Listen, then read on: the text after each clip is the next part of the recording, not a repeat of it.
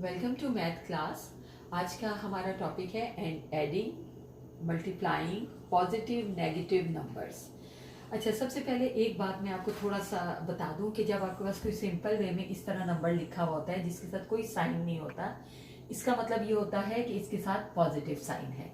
तो अगर तो ये स्टार्ट में आता है, और क्योंकि ऑलवेज इसको जब स्टार्ट में कोई नंबर लिखते हैं जैसे 84 -4, तो अब देखें इसके साथ तो हो गया माइनस का साइन, लेकिन इसके साथ कोई साइन नहीं होता। तो जब कोई साइन नहीं होता तो उसका मतलब होता है कि उसके साथ पॉजिटिव साइन है।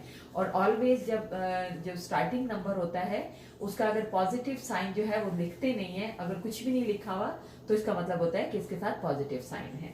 तो अब आज हम पढ़ते हैं adding and multiplying positive and negative numbers. तो इसका मतलब ये होता है कि अगर आपके पास एक पॉजिटिव नंबर है और एक नेगेटिव नंबर है, ये भी याद रखिए कि ऑलवेज जो नंबर का साइन है वो ऑलवेज इसकी लेफ्ट साइड पे लिखते हैं। तो जो नंबर से पहले साइन आया हुआ होता है वो इस नंबर का साइन होता है। तो हर नंबर का साइन उससे पहले लिखते हैं। तो ये माइनस साइन 4 के साथ है, तो यहाँ कुछ भी नहीं है, तो इसका मतलब है ये पॉजिटिव 8 है, और ये नेगेटिव 4 है। तो ये तो आपने पढ़ा होगा कि 8 - 4, ये इसका सीधा आंसर 4 आ जाता है। लेकिन अगर आपके पास आ जाए -8, अब ये देखें यहाँ पे अगर कुछ नहीं था तो ये पॉजिटिव साइन था, लेकिन जब भी साथ नेगेटिव होगा तो वो ऑलवेज लिखा जाएगा। अगर वो -8 और +4, तो इसका मतलब भी सब्ट्रैक्शन ही होती है, लेकिन उसमें क्या होता है कि इसमें आंसर आपका -4 आएगा।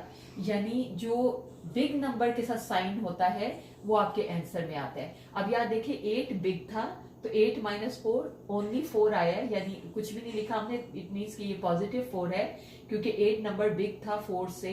तो जो बिगर नंबर होता है जो उसके साथ साइन होता है वो आंसर के साथ आता है। अब यहाँ पे देखें आपके पास 8 नंबर बिग है और उसके साथ नेगेटिव साइन है, तो आपका आंसर में -4 आएगा। लेकिन अगर जैसे आपके पास आ जाता है शुरू में 4 आ जाता है और -8 आ जाता है, तो इसका मतलब भी यही है कि ये सब्ट्रैक्शन है, लेकिन -4 आंसर आएगा, क्योंकि देखिए 8 के साथ जो है नेगेटिव साइन है और 8 इन दोनों में से बिगर नंबर है। तो जो भी बिगर नंबर के साथ साइन होता है वो आपके आंसर के साथ आता है।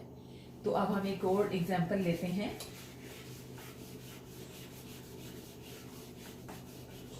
जी, अब अगर आपके पास आ जाता है -9 एंड -1, तो फिर इसका क्या आंसर आएगा।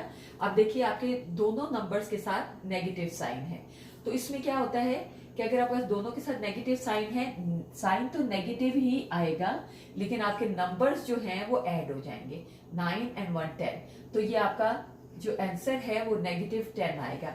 बस ये याद रखिए कि अगर दोनों नंबर्स के साथ आपके पास नेगेटिव साइन आ रहा है तो आंसर में आपका साइन नेगेटिव होगा, लेकिन आपके नंबर्स जो हैं वो ऐड हो जाएंगे। तो ये तो हो गया आपका addition of negative positive and negative numbers. तो अब हम करते हैं multiplication of positive and negative numbers. अगर आपके पास एक नंबर पॉजिटिव है और मल्टीप्लाई हो रहा है वो आपका अगेन पॉजिटिव नंबर से, तो सीधा सीधा ये तो पॉजिटिव साइन आ जाएगा, और इसको लिखते नहीं है अगर पॉजिटिव साइन हो। 8 2 times 16, तो ये तो सिंपल मल्टीप्लिकेशन होगी। लेकिन अगर आपके पास आ जाता है -8 मल्टीप्लाई बाय 2, तो फिर आपका आंसर क्या होगा। अच्छा, इसमें क्या होगा कि सबसे पहले आपके जब साइंस आ जाते हैं नंबर्स के साथ, तो सबसे पहले आपके साइन साइन के साथ मल्टीप्लाई होगा और फिर आपका नंबर के साथ मल्टीप्लाई होगा।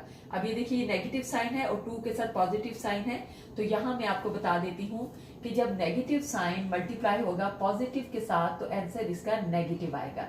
अगर आपका नेगेटिव साइन मल्टीप्लाई होगा नेगेटिव साइन के साथ तो ये प्लस बन जाएगा। अगर पॉजिटिव साइन आपका मल्टीप्लाई होता है नेगेटिव साइन के साथ तो भी नेगेटिव ही आपका आएगा। तो अब यहाँ पे देखिए नेगेटिव साइन आपका पॉजिटिव साइन से मल्टीप्लाई होके यहाँ पे नेगेटिव साइन आ जाएगा, और फिर नंबर्स मल्टीप्लाई होंगे 8 2 times 16 आ जाएगा। तो हम एक और एग्जांपल यहाँ पे लेते हैं। दोनों नंबर्स के साथ अगर -2 मल्टीप्लाई बाय -2 हो जाता है, तो जैसे मैं आपको यहाँ बता चुकी हूँ negative multiply by negative positive हो जाता है। तो ये देखिए negative multiply by negative sign हो जाएगा पॉजिटिव और हो जाएगा 2 2 times 4। तो ये इस तरह करके आप अपने जो नेगेटिव और पॉजिटिव नंबर हैं उनकी एडिशन और मल्टीप्लिकेशन इस तरह करके होगी। और इसके अलावा भी अगर आपके पास कोई भी मैथ प्रॉब्लम्स हैं तो आप कमेंट में मुझे उसको लिख सकते हैं, तो उसके सोल्यूशन जो है मैं नेक्स्ट वीडियो में आपको बताऊंगी। अगर आपको वीडियो पसंद आई हो तो प्लीज़ सब्सक्राइब कीजिए, लाइक कीजिए, शेयर कीजिए और अगली क्लास तक इजाज़त दीजिए।